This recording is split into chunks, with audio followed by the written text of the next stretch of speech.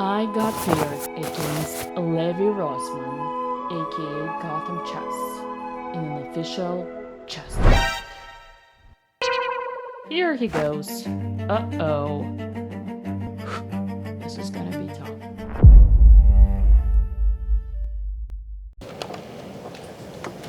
So, I'm playing white pieces. D4.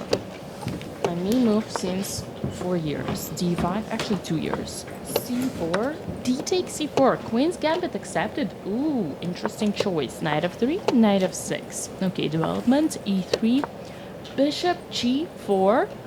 Whoa, that's a turn. Bishop G4 is a sideline that's not the best thing to equalize H3, Bishop H4, but it does allow black more chances to create a play. So I play Bishop takes C4. He goes E6, castle.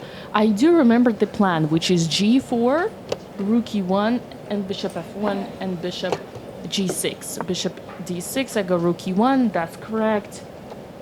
He's thinking, hasn't he prepared this? What Levy does not know is that I actually have played Queen's Gambit accepted myself for at least 10 years.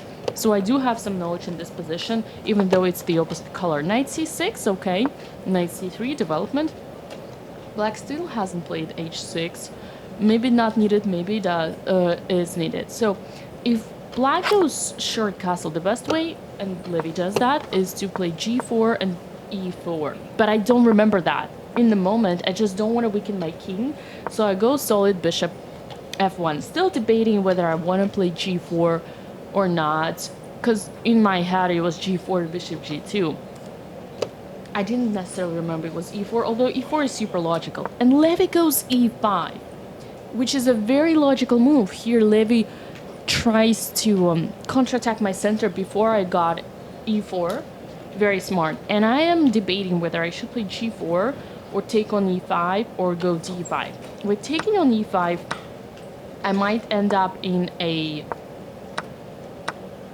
endgame, but the problem is that I haven't developed my bishop yet, so I'm not sure this is actually good at all. So I'm debating, and in the end of the day, I decide just to keep the position close and play D5. Now the most logical would be Knight E7. There is of course E4. I did not even consider that. I would probably figure out things on the go, on the fly. Not too worried about it, although probably need to calculate some lines and get the lost position, lol.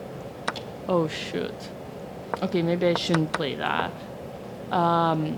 Yeah, this is a sharp line. He should have gone there, but instead he goes Knight B4, and here I'm just shocked. Like, excuse me, what is this? I just pushed E4, and now how do you plan to proceed? Like, I got the center? What are you doing? Bishop takes F3. Oh, that was your idea. Well, obviously I can't take with the queen because there is Knight C2, so I have to take it with a pawn.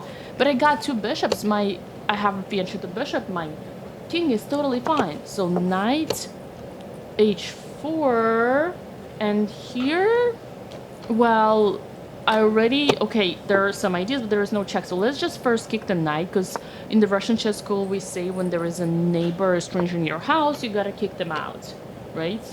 You can let them stay. And now just F4. I mean, the most logical solution, because we attack the knight, we do sacrifice the pawn, but it's a double pawn, and if the knight or the pawn takes on F4, I'm just gonna push E5, and I'm fine, right? So, seems so logical, and it looks like black is not in time for queen h4 because I just have queen g4 and I trade the queens. And for me, in this position, having two bishops, having a center, it would be just nice to trade the queens. So now Levy is thinking, and he's slightly paralyzed. Okay, knight takes f4, bishop takes, pawn takes, and I just push e5. Tranquille. Where's the bishop gonna go? I did expect bishop e7, because you want to have the square for the knight out. I would probably react with b4 to take, like, to cut the knight, really, not let him go anywhere. But after bishop c5, I'm confused, because now the knight cannot even go to c5. So queen g4, although I can play b4 already, but queen g4 is a fine move. Okay, what is he gonna do? Because I just want to take the pawn back. Ooh, this position looks so weird. So weird. Should I just put the second rook there? He's thinking a lot of time to think. Bishop b6. Okay, preparing knight c5, so I immediately go boom. I do miss bishop d4, unfortunately, but that's okay. King h1. So I just take the pawn. Why not? Knight b8. Bishop d3. Maybe I should have put my rook, though, on d1. Bring the last piece to the game would have been better. Knight a7. Queen e4. Although I blunder queen g5. So Levy goes g6 immediately. Why am I playing without the rook? Knight a4. Okay, trying to get the only active piece out of the game. But the question is, why am I playing without the rook? I should have brought the rook earlier, because I haven't finished the development. The thing that I teach my students all the time, bring all your pieces to the game.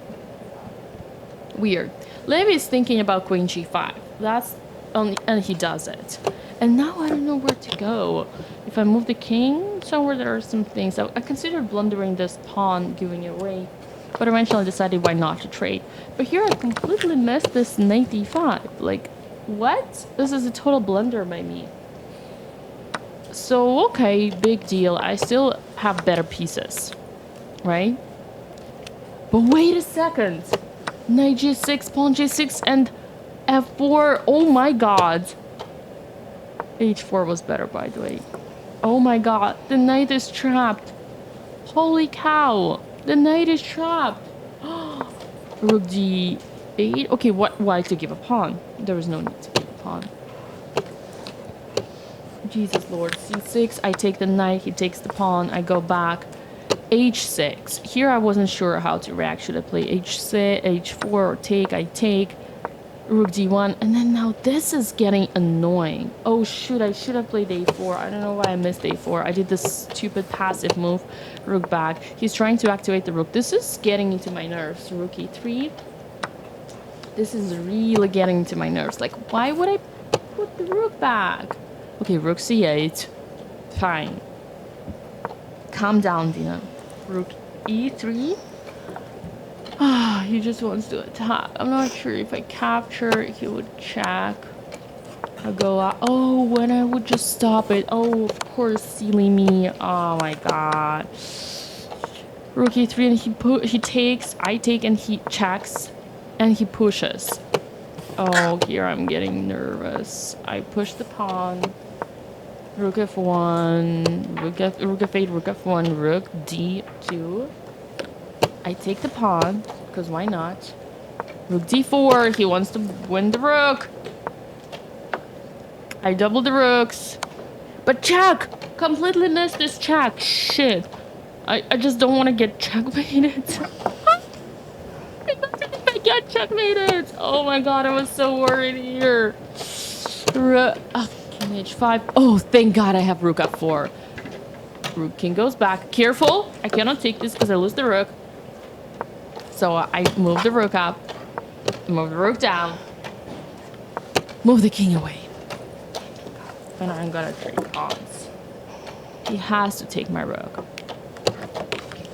I don't think I've ever been so nervous before. Takes. Rook, boom. d8. I move the king up. If he goes here, then I check. He attacks, I protect. He goes down. I protect. He goes up. I activate my rook. Check, moves. I bring the bishop for defense. What is he gonna do? Attacks, I protect. Honestly, I should be fine. I should be fine. Pushes. I capture. And I push my pass pawn. Of course. Check. Okay, big deal. I go back. I attack. I go back. He goes here. That's that annoying. I protect. I can't give away any more pawns. He attacks the bishop. I move the bishop. He attacks the pawn. I try to activate my rook. I mean, my conversion is not impressive, but I'm nervous. I'm about to beat Levy Rozman. Of course I'm nervous. Okay. And I finally win the second pawn. This one is, though, very dangerous. But I think I got it. I think I got it. Check. I'm out. Check. I'm out. I can always sacrifice the bishop. Although I don't want to. Check. I'm going off with my game. What is he gonna do? And everybody's watching. Everybody like shocked. Look at Aman, John, Danny. They're all watching. Take the pawn. 5 minutes.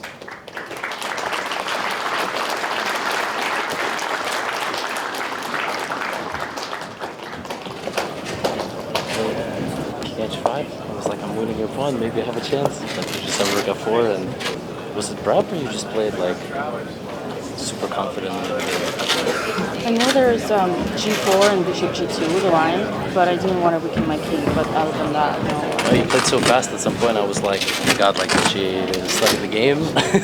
And I was like, I spent all my time. Stop wasting your time with random opening traps. They don't make you a better chess player. What does? One-on-one guidance, group classes, and a complete training program designed specifically to your level. Try my Russian chess school for free for 7 days and see for yourself.